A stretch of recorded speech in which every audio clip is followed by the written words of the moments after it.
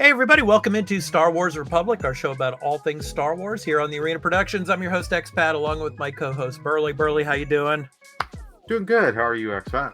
I'm doing good. So it's time to talk Ahsoka. So episodes 1 and 2 are out, and this is our recap and discussion episode of Ahsoka, episode 1 and 2. So this is your spoiler warning now. If you have not watched the first 2 episodes of Ahsoka, please go and watch them over on Disney Plus and then come back and enjoy this video with us, because Burley and I, we're going to be talking spoilers throughout. So, okay, Burley, let's go ahead and jump into it. So the beginning, the first episode, Master and Apprentice. Of course, we get the scene of the cruiser, the New Republic cruiser here.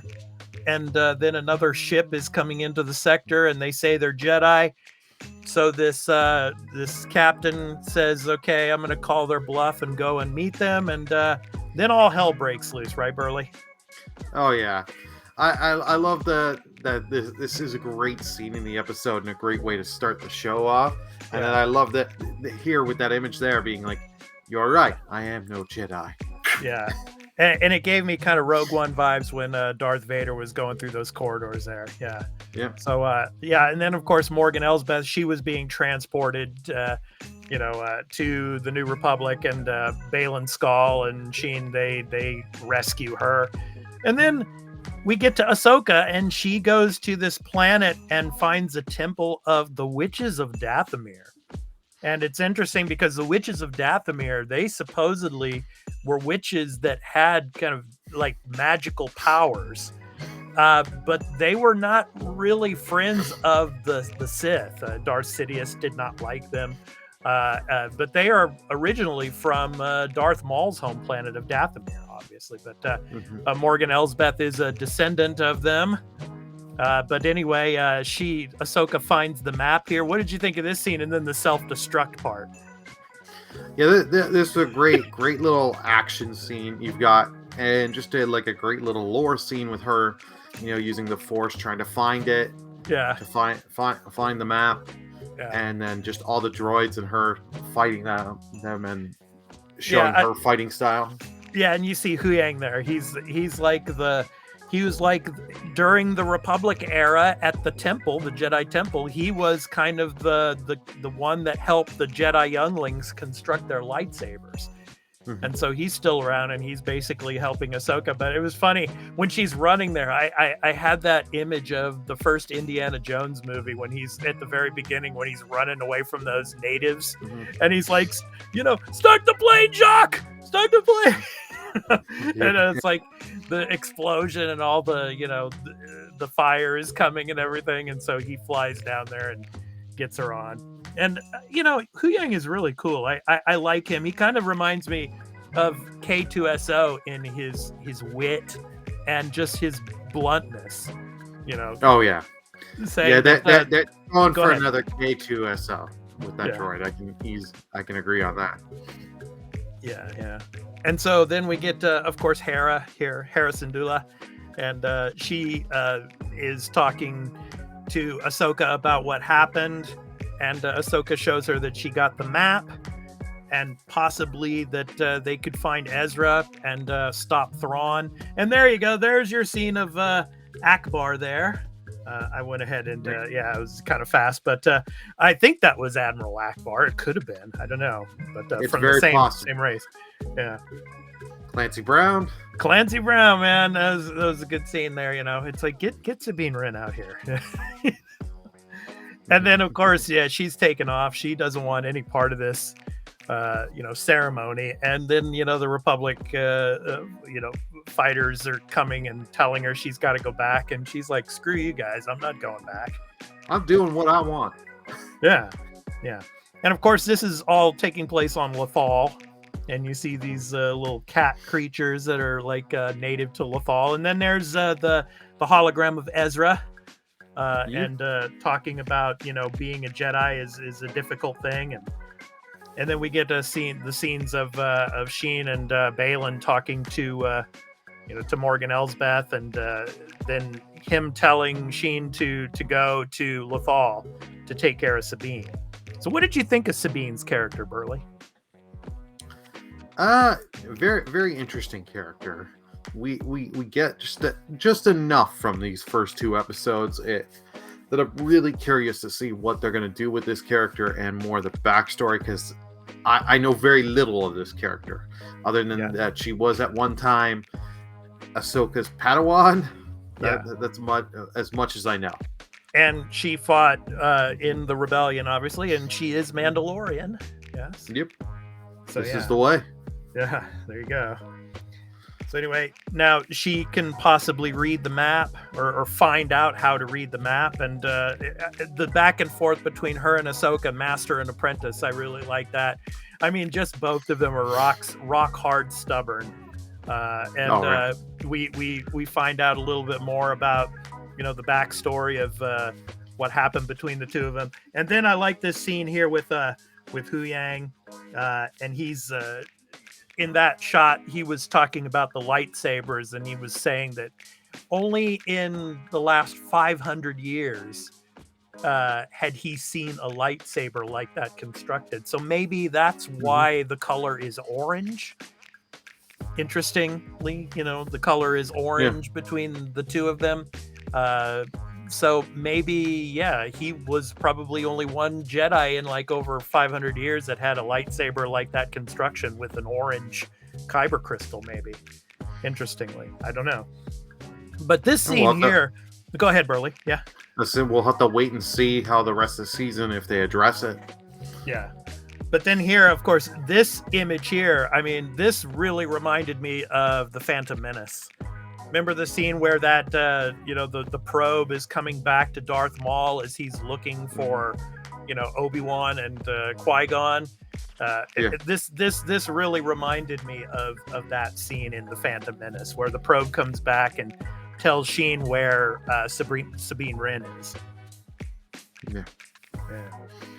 So yep, you definitely get episode 1 flashbacks with that.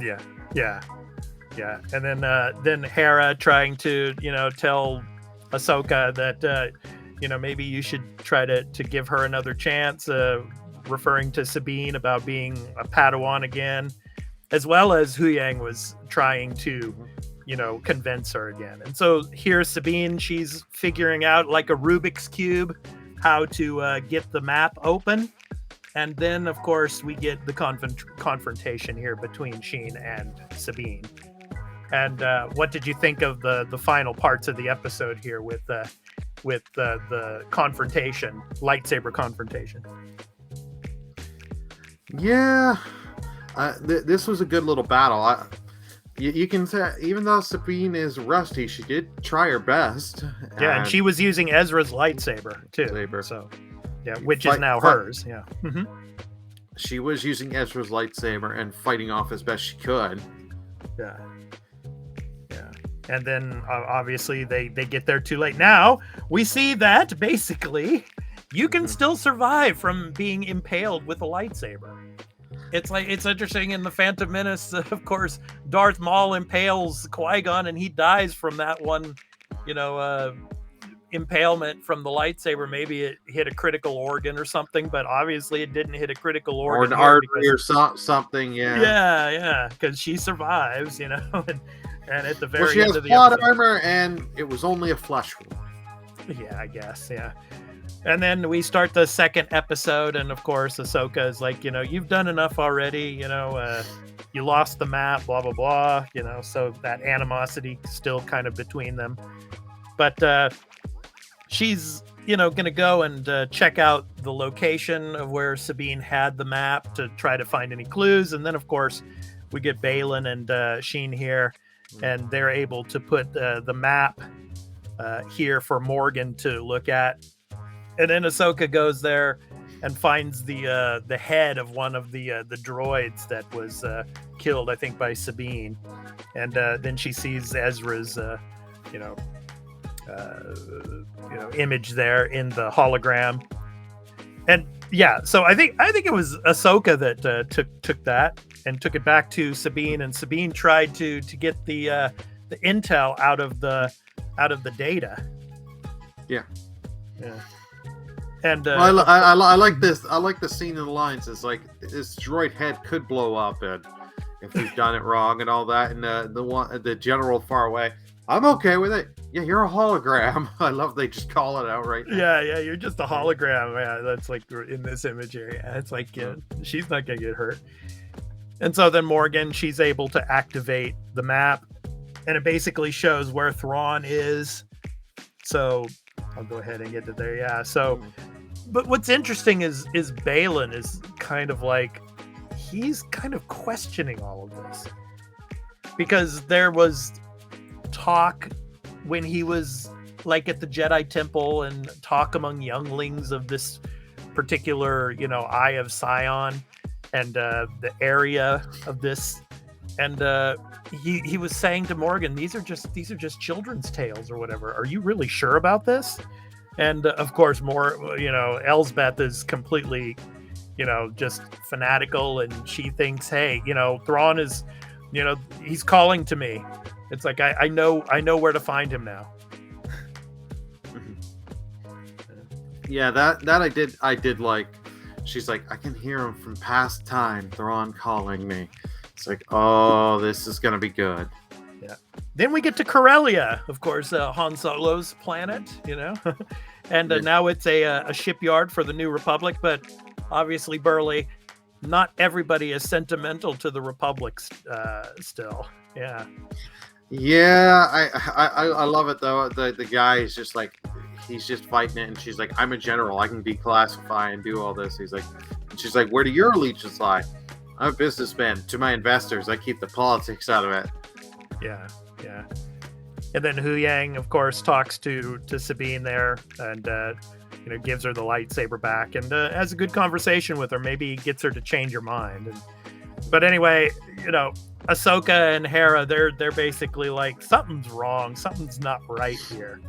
And then you see that that core there that's being about to ship off, and this guy is basically just trying to get them out of there. But he wants them off as fast as he can. Yeah, and Hera's not having any of it. And then they find out, and as you saw in the image there, that they were like, for the Empire, and then just Ahsoka and Hera just take care of them real quickly. And then we have another kind of like another helper of Skull and Sheen, wielding another red lightsaber. You think he's an Inquisitor, but I don't think this is an Inquisitor here. I think he might have been trained by Balin in a way. But as we're seeing the core take off here, we have this confrontation here. And this was a pretty cool confrontation. And I like how the as he was getting away, it's like that dual-edged, spinning lightsaber, like flies right next to Ahsoka, and she just like gets out of the way. Yeah. She just sidesteps it. Yeah. Well, it could have been like an Inquisitor in training kind of thing. But when the Empire was falling and all that, he just scooped this person out. And then we get Chopper. Oh man, I love Chopper. I mean, he's just so good. He's like, they're getting shot at, and he's like banging on the hull there. It's like, Hera, what the hell are you doing? I don't want to go near the bullets. Yeah, no, they did a lot to give the droid personality, which is nice to see. Yeah. But at the same time, they went a little too long with the jokes on the droid of like, where is the tracking shot? Oh, to find a tracer. No, it's under the battery.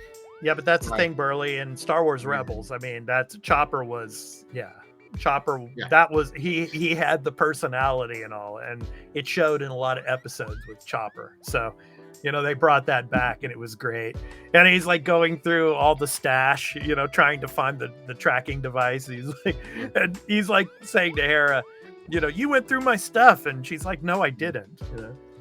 So that was pretty cool. So, but eventually they do get the tracking device on the ship here that's transporting this core, and and Chopper, he's like flexing himself because I got the tracking device on there. That was pretty cool. And then she, Ahsoka asks, "Do you have good news?" And they're like, "Yeah, we got the tracking device on." And now here at the end here we see Sabine, she's getting ready. She gets her Mandalorian armor back on. She cuts her hair, and she's ready to join Ahsoka again and to become her apprentice. And we see these accomplices being carted off here. And yeah. So what did you think of the end of the episode, Burley? I thought it was really good. And just to get the whole scene with her cutting her hair, putting her Mandalorian armor on Sabine, and saying she's ready to be trained again. Yeah. Very interested to see where this is going to go for episode 3 and the rest of the season. Yeah. So what were your other takeaways from the episode that you liked? I really like the fight scenes were really well done, and like you can tell they took time with the choreography and all that, and this is shot very well. Yeah, and the backgrounds and all that are really good. Yeah, and it does have me. The story is interesting. It has me want to see. I'm curious how long we're going to take till we get anything of Thrawn, till we actually see him. Yeah. It'll be interesting. We have 6 more episodes left, so I'm thinking. And Dave Filoni he's directing episode 5, so maybe episode 5 will get him. I'm not sure. We'll see. But I just want to say one last thing about the first episode, especially. We got that opening like we do a traditional Star Wars movie, except it's all in red. Yeah, I thought that was pretty cool. Yeah. It's like all the script that's going vertically. I thought that was pretty cool. Oh yeah, and then it's got to say the evil Empire. Yeah, come on, the Empire wasn't that evil. Yeah, yes, it was, Burley. Your judgment is being clouded. Yes. Sidious and I agree on that. All right. But anyway, that was our recap and discussion of Ahsoka episodes 1 and 2. So we will be back next week for episode 3. So I've been your host, Expat, along with my co-host, Burley, here talking about Ahsoka on Star Wars Republic, our show about all things Star Wars here on the Arena Productions. And if you like this episode, please be sure to hit that like, subscribe, and notification bell for when we drop another episode of Ahsoka and another episode of Star Wars Republic here on the Arena Productions. So anyway, until next week, may the Force be with you, and take care and have a great week. Peace out. Bye, everyone.